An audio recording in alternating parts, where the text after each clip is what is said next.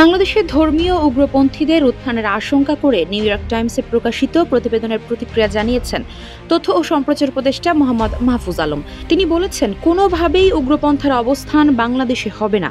বুধবার সকাল 10:30টার দিকে কুমিল্লা নগরের 22 নম্বর ওয়ার্ডের উত্তর রামপুর এলাকায় বৈষম্য বিরোধী ছাত্র আন্দোলনে নিহত মাসুম মিয়ার কবর জিয়ারত তার পরিবারের সদস্যদের সঙ্গে দেখা করার পর সাংবাদিকদের প্রশ্নের জবাবে তিনি একথা বলেন। তথ্য উপদেষ্টা বলেন, অধ্যাপক মোহাম্মদ ইউনূসের নেতৃত্বে বাংলাদেশকে গণতান্ত্রিক রাষ্ট্রে রূপান্তরের জন্য তারা যে কাজ করছেন সেটি যেন সাধন করে যেতে পারেন এবং নির্বাচনের মাধ্যমে যথাসময়ে তারা যাতে বাংলাদেশকে গণতান্ত্রিক রূপান্তরে ভূমিকা রাখতে পারেন, এটা হচ্ছে তাদের একমাত্র চাওয়া। কোনোভাবেই উগ্রপন্থার অবস্থান বাংলাদেশে হবে না এমন হুঁশিয়ারি দিয়ে তিনি বলেন, তারা যদি দেখেন আলোচনা ও সতর্কতার মাধ্যমে সমাধান হচ্ছে না, তাহলে শিগগিরই কঠোর অবস্থানে যাবেন। বর্তমান প্রেক্ষাপটে সুযোগ অনেকেই পেয়েছেন, সুযোগের সদ্ব্যবহার না করে দুর্ব্যবহার করলে তারা অবশ্যই হার্ড লাইনে যাবেন।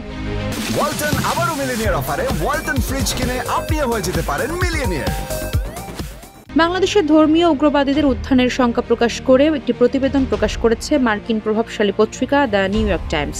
সোমবার রাতে পত্রিকাটি অনলাইনে ওই সংবাদ প্রকাশ করে। প্রতিবেদনটির বিষয়ে মাহফুজ আলম বললেন, নিউ ইয়র্ক টাইমসের প্রতিবেদনে তাদের কাছে স্পষ্ট হচ্ছে যে তারা বলছে বাংলাদেশের চরমপন্থা বা উগ্রপন্থার সুযোগ তৈরি হয়েছে নতুন পরিস্থিতি এবং হাসিনা চলে যাওয়ার কারণে।